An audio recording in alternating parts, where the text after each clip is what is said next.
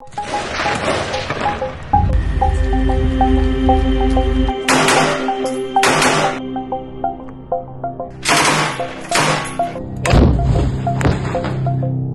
में विभिन्न देशों के बीच संघर्ष और तनाव चल रहा है। कुछ देश सीधे युद्ध के मैदान में आमने सामने हैं, तो कुछ के बीच युद्ध जैसी स्थितियां बन रही हैं।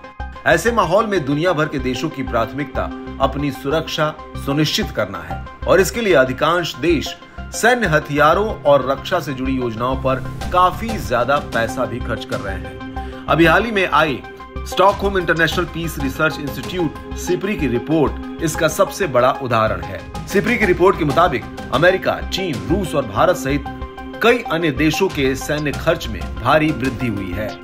नेटो सदस्यों के सैन्य खर्च की बात करें तो 2023 में 31 नेटो सदस्यों ने $1,341 बिलियन का योगदान दिया है। अब नेटो देश पोलैंड नेटो प्रोग्राम के तहत न्यूक्लियर हथियारों की मेजबानी के लिए अमेरिका से बातचीत कर रहा है। पोलैंड के राष्ट्रपति आंद्रेज डूडा ने इसी हफ्ते एक इंटरव्यू में हथियारों की मेजबानी करने की पोलैंड की इच्छा को दोहराया है।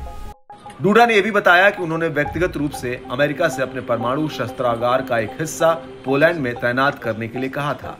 उन्होंने कहा कि अगर हमारे सहयोगी नेटो के पूर्वी हिस्से की सुरक्षा को मजबूत करने के लिए हमारे क्षेत्र में न्यूक्लियर शेयरिंग के हिस्से के रूप में परमाणु हथियार तैनात करने का निर्णय लेते हैं तो हम इसके लिए तैयार हैं। पोलैंड की इस योजना पर रूस ने चेतावनी दी है। रूस के उप विदेश मंत्री सर्गेई रयाबकोव ने चेतावनी दी कि रूस पोलैंड में परमाणु हथियारों की विदेशी तैनाती को प्राइमरी मिलिट्री टारगेट मानेगा। रूस ने नेटो की न्यूक्लियर शेयरिंग अरेंजमेंट के किसी भी तरह के विस्तार को रूस को धमकी देने वाला माना है।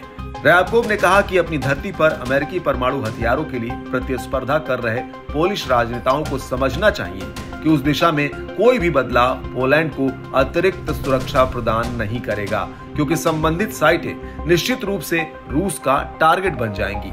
आपको बता दें कि रूस ने सिर्फ पोलैंड की योजना पर ही नहीं बल्कि उसने यूक्रेन को मिले अमेरिकी मदद पर भी नाराजगी जताई और उसकी निंदा की है। इस पूरे मामले में रोचक बात यह है कि रूस खुद 2 साल से भी अधिक समय से यूक्रेन से युद्ध लड़ रहा है और अभी तक कोई नतीजा नहीं निकाल सका।